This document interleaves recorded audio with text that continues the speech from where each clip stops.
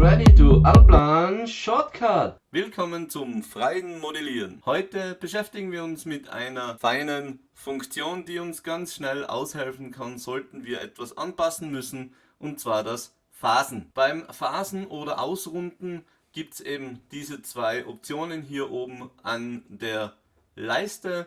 Ich nehme die Kante heraus und dann kann ich sagen, alle Kanten oder nur die Anschlüsse. Wir nehmen jetzt 0,5. Unser Objekt hat die Höhe 1 und wir beginnen mit dieser Phase. Und jetzt nimmt er alle Kanten und wir können sagen mit Escape und sehen sofort, alle Kanten wurden für uns angefasst. Dass man alle benötigt, ist eher selten. Deshalb nochmal Retour. Selbiges nochmal, allerdings nur auf einer Seite, Kante Phasen, Anschlusskante 0,5. Wir benötigen diese Kante von hier nach hier und mit Escape gehe ich wieder raus und ich habe hier eine 0,5er Phase, somit 0,5 hoch, 0,5 im Winkel. Damit kann ich zum Beispiel Anschlussbetonteile, Straßenelemente oder auch Kleinstbauteile selbst konstruieren und ins System einpflegen. Das war das Phasen und im Anschluss